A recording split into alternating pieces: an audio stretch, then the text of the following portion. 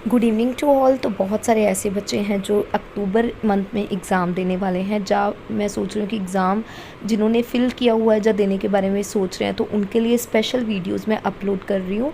तो इस वीडियो में मैं बताऊँगी कि कौन सा एग्ज़ाम आपके लिए ईजी रहेगा और कौन कौन सी डेट्स अवेलेबल हैं जिन बच्चों ने अक्टूबर मंथ में एग्ज़ाम देना। तो देखते हैं, सबसे पहले 7 अक्टूबर डेट आ रही है और उस दिन एकेडमिक और जनरल दोनों का एग्ज़ाम है। डे बनता है हमारे पास सैटरडे। तो जिन बच्चों ने 7 अक्टूबर को आज का एग्ज़ाम देना, वो स्पेशली ध्यान रखें लिसनिंग का, क्योंकि लिसनिंग उस दिन बहुत ज़्यादा बोल सकते हैं कि मॉडरेट लेवल की आ सकती है, क्योंकि उसमें मैप आने के बहुत ज़्यादा चांसेस है। साथ ही साथ जो MCQs आएंगे वो थोड़े से कॉम्प्लेक्स लेवल के आ सकते हैं। रेस्ट ऑफ द मॉड्यूल्स जो आएंगे वो इजी आएंगे। अगर हम बात करें रीडिंग की, तो रीडिंग जो आएगी वो उस दिन फिलअप्स ज़्यादा आने के चांसेस हैं, लिस्ट ऑफ हेडिंग्स आ सकते हैं और समरी टाइप ब्लैंक्स आने के चांसेस हैं। तो राइटिंग की अगर हम बात करें, तो जो राइटिंग आएगी उसमें टॉपिक्स आएगा टीवी, म्यूज़िक एंड मीडिया, या फिर हिस्ट्री एंड कल्चर के साथ रिलेटेड आपसे पूछा जा सकता है।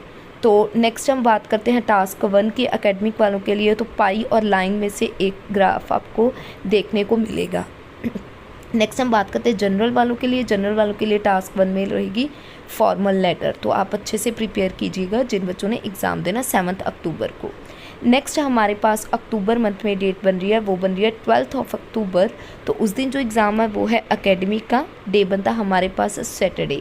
तो 12 अक्टूबर का जो बच्चे एग्ज़ाम देने के बारे में सोच रहे हैं, तो वो प्लीज़ स्पेशली ध्यान रखें राइटिंग का, क्योंकि उस दिन राइटिंग जो है वो थोड़ी सी स्टेटमेंट कॉम्प्लेक्स आ सकती है। इसलिए आपने ध्यान से राइटिंग पढ़नी है, देखनी है कि क्या चीज़ वो पूछ रहे हैं, क्योंकि उसमें थोड़ी सी जो स्टेटमेंट होगी वो ऐसे आ सकती है, do the advantages outweigh the disadvantages, या फिर डेवलपमेंट के रिलेटेड पॉजिटिव नेगेटिव। तो ऐसी स्टेटमेंट पूछी जा सकती है एग्ज़ाम में। तो अगर हम टॉपिक्स की बात करें राइटिंग की, तो उसमें ट्रैवल एंड टूरिज़्म या फिर जॉब्स एंड एम्प्लॉयमेंट के साथ रिलेटेड ऐसे आ सकता है। तो नेक्स्ट हम बात करते हैं रीडिंग की। तो रीडिंग सही आएगी, कोई घबराने वाली बात नहीं है। उसमें फिलअप्स आएंगे आपको, और विच पैराग्राफ कंटेंट्स फॉलोइंग इन्फॉर्मेशन ऐसे आ सकते हैं। लिसनिंग जो आएगी वो इजी आएगी। पार्ट 4 का आपने ध्यान रखना, उसका जो लेवल होएगा पार्ट 4 का वो थोड़ा सा मॉडरेट हो सकता है, थोड़ी सी फास्ट हो सकती है। नेक्स्ट हमारे पास जो अक्टूबर मंथ में डेट आ रही है वो आ रही है 21 अक्टूबर, यानी कि 10 दिनों बाद आपके पास एग्ज़ाम आ रहा है और एकेडमिक है उस दिन एग्ज़ाम। डे बनता हमारे पास सैटरडे। तो जिन बच्चों ने देना एग्ज़ाम 21 को, तो वो दे सकते हैं, यानी कि उसमें जो लेवल आएगा पूरे एग्ज़ाम का वो आएगा मॉडरेट लेवल। मॉडरेट थोड़ा सा डिफ़िकल्ट आ सकता है, लेकिन इतना भी ज़्यादा नहीं आएगा। तो आप अच्छे से एग्ज़ाम दीजिएगा। टॉपिक्स की अगर मैं बात करूँ राइटिंग की, तो उसमें आएंगे साइंस एंड टेक्नोलॉजी, या फिर गवर्नमेंट एंड सोसाइटी के साथ रिलेटेड एग्ज़ाम में पूछा जा सकता है। तो टास्क 1 की अगर हम बात करें, तो टास्क 1 में आप अच्छे से ध्यान दीजिएगा। मैप या फिर प्रोसेस, इन दोनों में से एक आपको एग्ज़ाम में आ सकता है।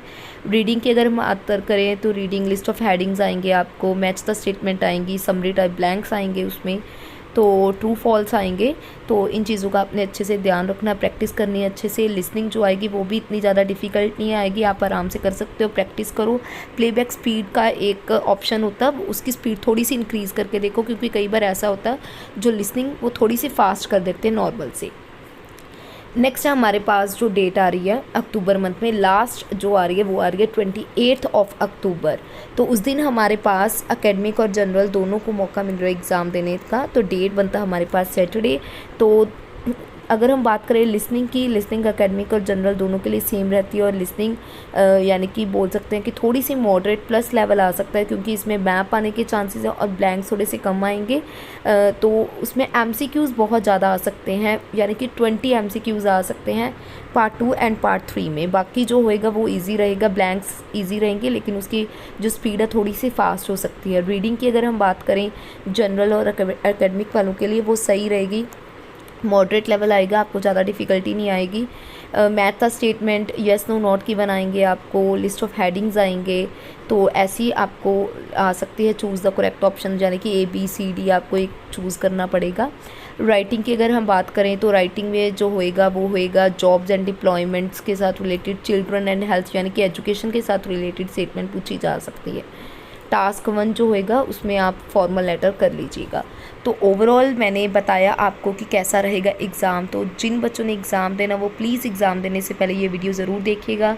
साथ ही साथ अगर कोई प्रॉब्लम हुई तो आप मुझे मैसेज कर सकते हो, मैंने अपना नंबर भी दिया हुआ है, और कोई भी प्रॉब्लम हुई तो आप मेरे से डिस्कस कर सकते हो। कोई क्यू कार्ड में प्रॉब्लम आ तो पीडीएफ जो है वो कल तक आपको प्रोवाइड कर दी जाएगी। जिन बच्चों ने की स्पीकिंग नज़दीक आ रही है या कन्फ्यूज़न में है कि कौन से क्यू कार्ड्स प्रिपेयर करें। Thank you.